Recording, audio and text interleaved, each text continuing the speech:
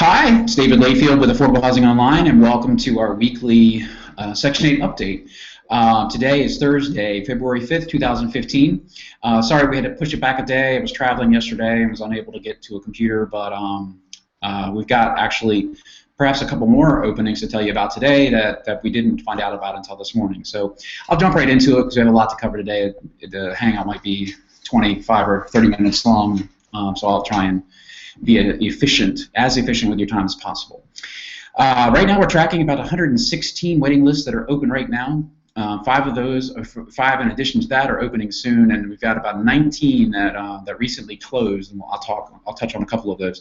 I want to start off with a real quick note and warning to everyone. There was a news story that we stumbled on today that it comes out of the King County Housing Authority waiting list opening, and it's regarding folks that have been scammed into filling out a Section 8 application. And we just want to warn everyone that there are some scams out there that try to collect your information, not necessarily for identity theft, mostly for marketing to you, whether it be personal injury lawyers or folks that are trying to sell you education packages or whatever. Be real careful when you're applying for Section 8. Make sure you're always applying on the official Section 8 application that the Housing Authority hosts, if it's an online application. We make a point to always post the official link on our site to the application. You never have to pay. No housing authority ever asks you to pay for a Section 8 application. So the moment that they ask you to pay, even for $1, that's a scam. Don't go any further. In addition, these scam sites tend to ask strange questions that you wouldn't normally be asked, like, have you recently been in a car accident? Or do you or a loved one suffer from mesothelioma?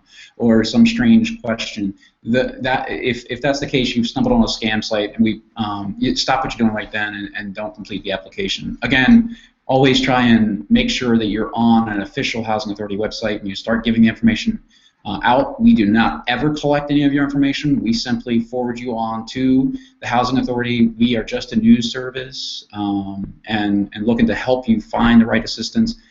We don't collect your information. So anyway, let me move on now to a few waiting lists that we know of that are open. A big one that we just learned about this morning, and it actually opened on Tuesday, and I'm not sure how it slipped through the cracks, but it's still open through the 10th, is the state of Rhode Island. The entire state of Rhode Island's Section 8 Housing Choice Voucher waiting list is opening up for homeless only. You must meet the Rhode Island definition of homeless. There are also other qualifications. And if you want any information about that, you can go to our Rhode Island housing page, and you can get to that from our website. And we'll also go ahead and we'll post that in the comment feed right now, so you can get to that Rhode Island page on our website.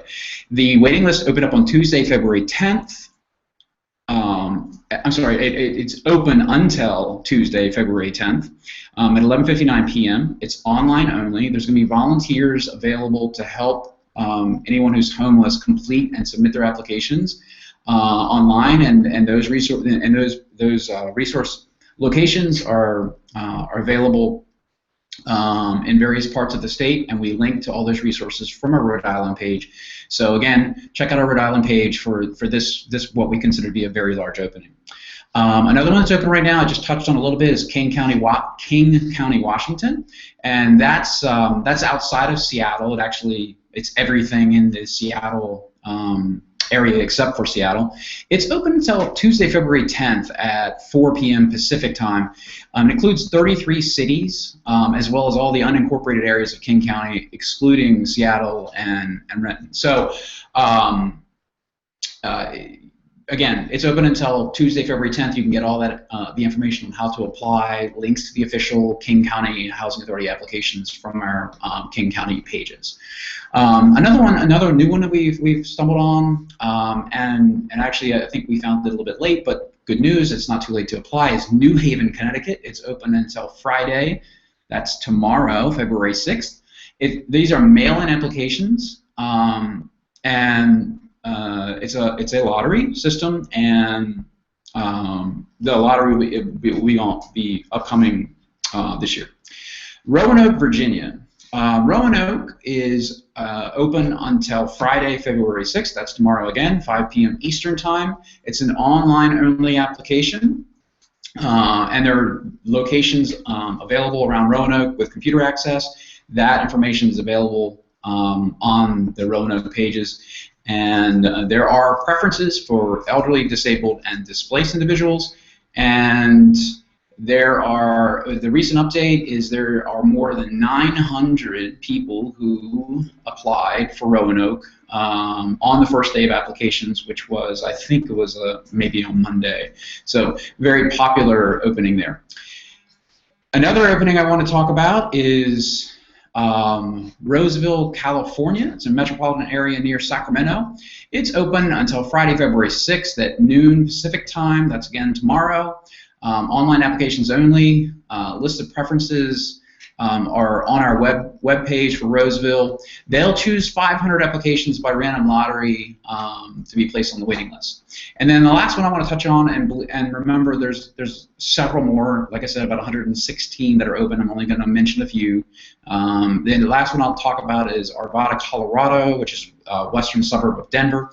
It's open until Thursday, February 5th, that's today, actually, at 11:59 p.m. It's an online-only application, and you can also apply at Jefferson County Public Libraries where there will be computers available. You can find details about that opening on our Rhode, Colorado pages. All right, quickly, I want to talk about a couple that are opening soon that we've just kind of stumbled on. Lorain County, Ohio Metropolitan Housing. They're opening on February 8th at midnight, and they'll be open until February 14th. It's a pretty large opening. I want you to note that the application window opens on a Sunday, and that's pretty uncommon. It ends on a Saturday. It's a full 7-day application period. Since it is a random lottery, it doesn't matter when you apply, so you don't have to wait around for Sunday morning at 1 a.m. to go on and submit your application. You can wait until a more decent hour. Since it's a lottery, application information and instructions can be found on our site, and we link out to the Lorain Housing Authority site that provides, of course, the official application and more detail. With that opening, there will be 2,000 applications that will be selected by random lottery for placement on the waiting list. Let's see, they'll be posting the results of that waiting list about 30 days after the closing date. So sometime around the middle of March, you should be getting notice of whether or not you were selected and chosen in that group of 2,000 via the random lottery. The next one I want to talk about is Boulder, Colorado. Boulder Housing Partners will be opening its waiting list from February 11th at 9 a.m. to February 13th at 4 p.m.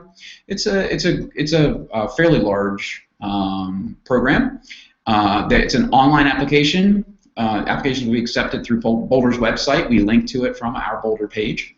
There are some preferences that Boulder talks about.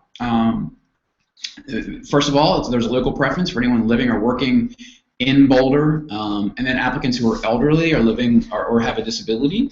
And then there's another preference, but we don't always see, but in this case, families with children will also have a preference. Moving on, City of Peekskill, New York. That waiting list is opening on February 23rd at 9 a.m. We haven't found a closing date yet, but we'll continue to monitor and try and post that when we find it. It is an online application. You can get to that through the official application through our website. Just go to the open waiting list page. There is a local preference for anyone that lives or works locally in Peekskill. And there is also a preference for anyone that's age 65, a veteran, or has a disability. I've mentioned this one in the past couple of weeks, and I'm going to keep mentioning it because it's perhaps the largest opening that we have to report on in the month of February, and that's the Metropolitan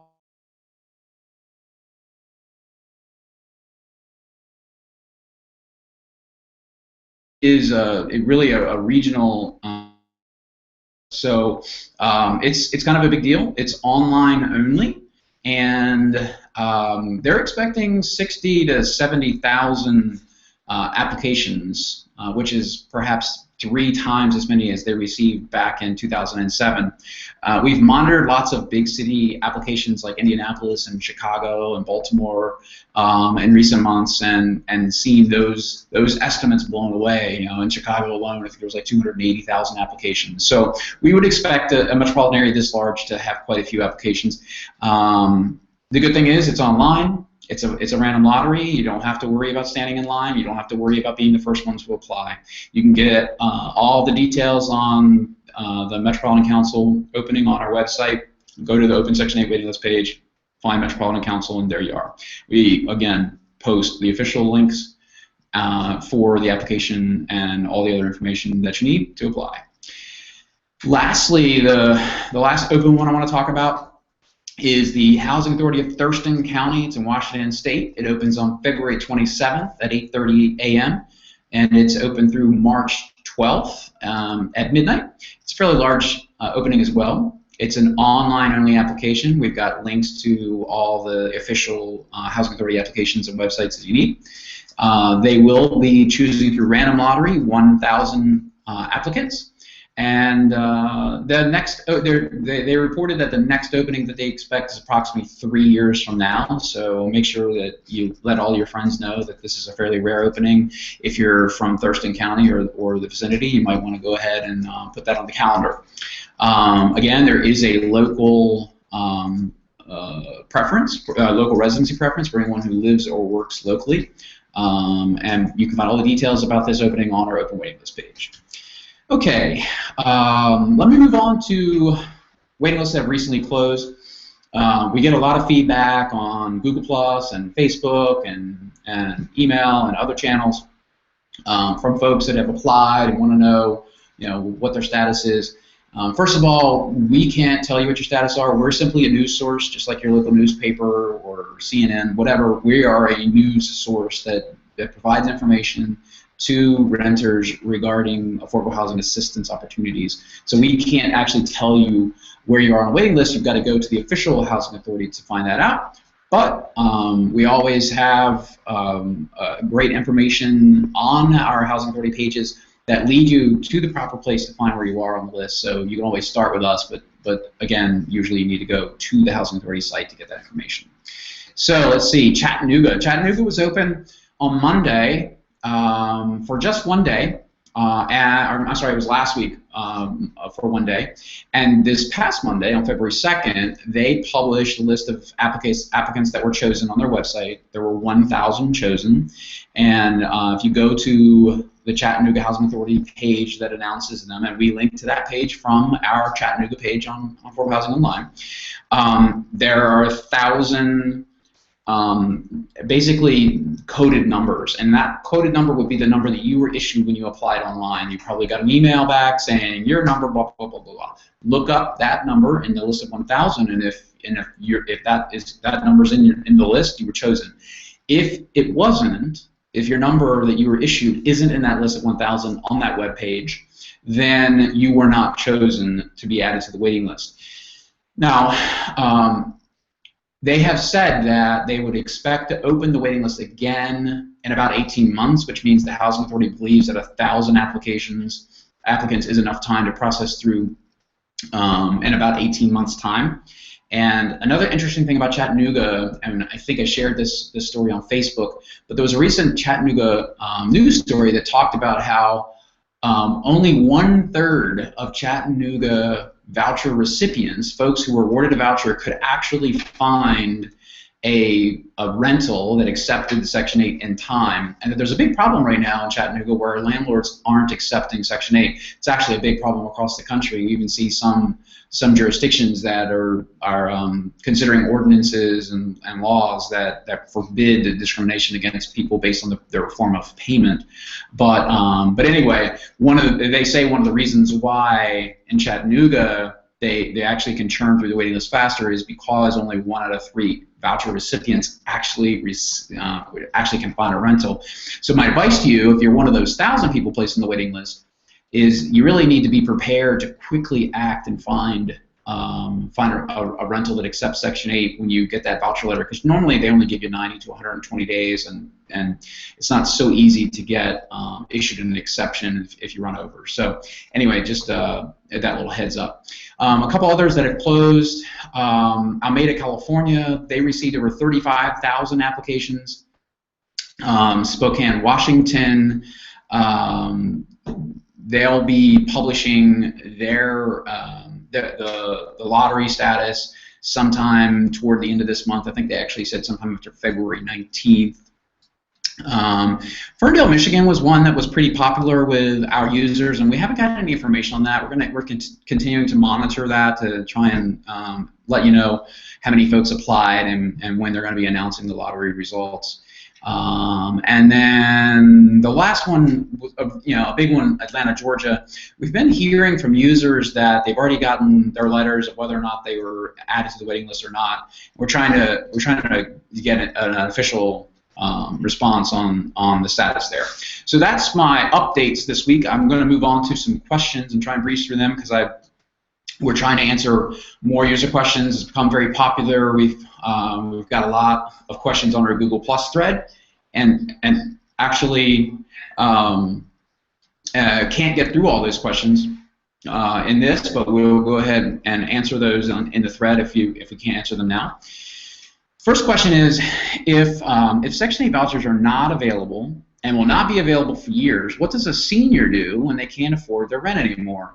Is emergency rental assistance available for my area? Well, it's a good question, and it's a question that doesn't just apply to seniors. It applies to just about everybody. And the Section 8 Housing Choice Voucher Program is not an emergency housing assistance program.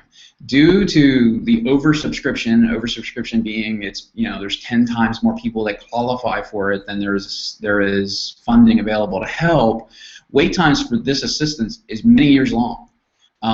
You should go ahead and apply for the waiting list, but you can't expect that to solve any kind of immediate housing emergency. There are other opportunities out there. You shouldn't just rely on Section 8 though. So depending on the urgency of your situation, there's other stuff like you should call your local housing authority and see what sort of other assistance they might have. Housing authorities have public housing programs.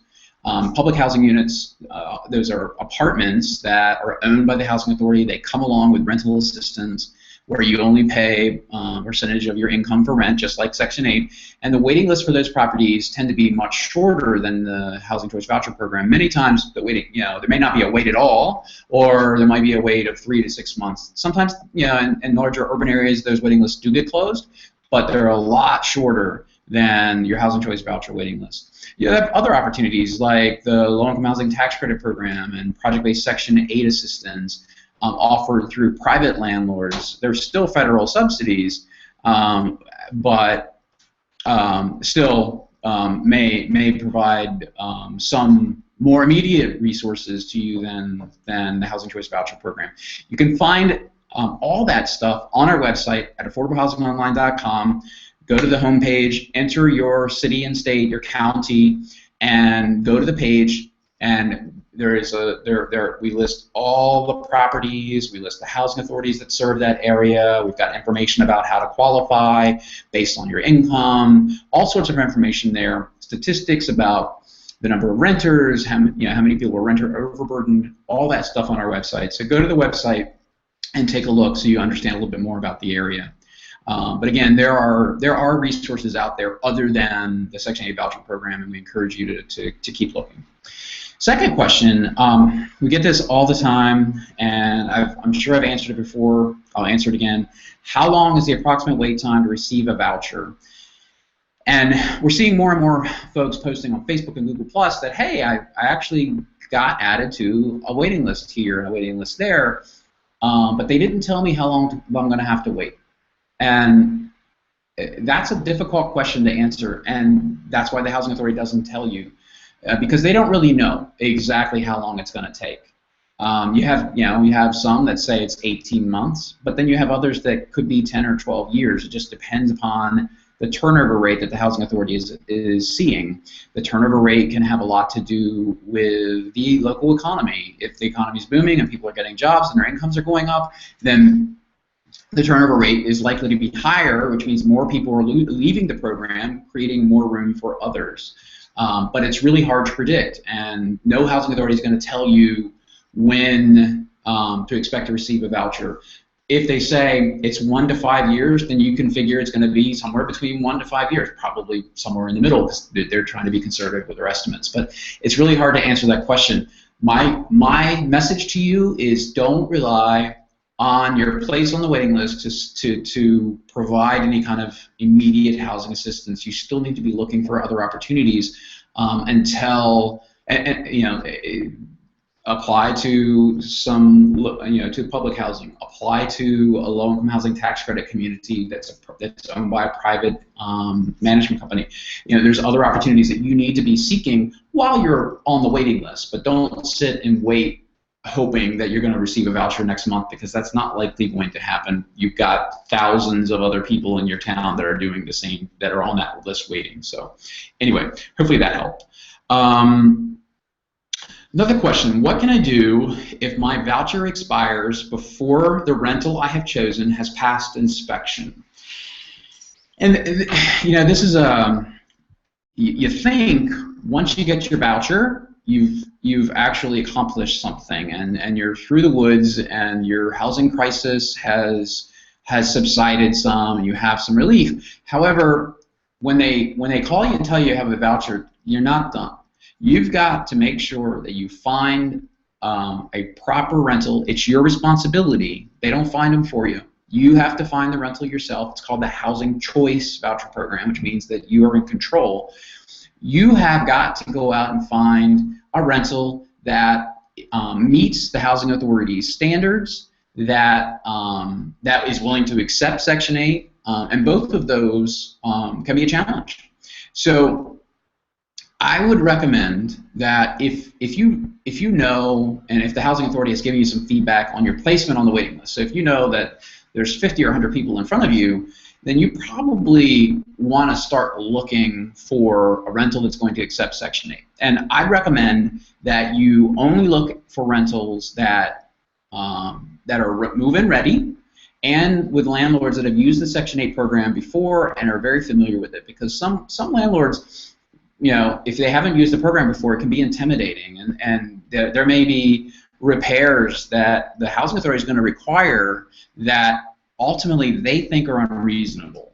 I think there was a recent news story coming out of Cincinnati where the Cincinnati Housing Authority was being accused of being too stringent on physical inspections and failing things as small as mismatched paint and nail pops, and so there is some debate over how stringent a physical inspection should be.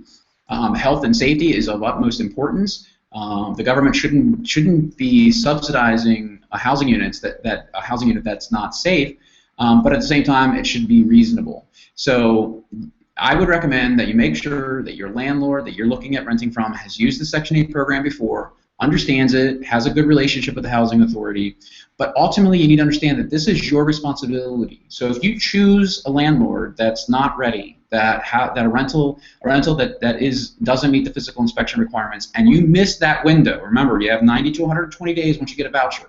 If you miss that window, it's ultimately going to be your responsibility if you lose that voucher. So I'd recommend from the very beginning you make sure that you know that, and that you're taking precautions to make sure that doesn't happen. Last question. I have a child since being put on the waiting list. Does that increase my chances of being closer to the top of the list? Well, in some cases, yes, it might. So some housing authorities have waiting list placement preferences for families with children. I just happened to mention one earlier, but that's not typical. That is not the most common waiting list preference. But if there is a waiting list preference for families with children and you have a child, then yes, you're likely to be moved up the waiting list in front of in front of single folks. Now, there's a caveat here. It sounds as though you had perhaps the person asking the question had a child since applying to the waiting list. So that means that on the waiting list, you're actually shown as a single person, and your placement on the waiting list was corresponded to that. It's not such an easy question to answer as to whether or not having a child after you apply to the waiting list actually bumps you up, because the housing authority may have already placed you. So what you need to do is actually call the housing authority and find out what the housing authority and find out what where you are on the list. So anyway, I hope that answers your question, and that's it for today. We'll join you next Wednesday again. Hopefully I can do it on Wednesday. And if you've got more questions, go ahead and post them in the comments, and I'll try and get to them next week. Thanks a lot, and have a good week.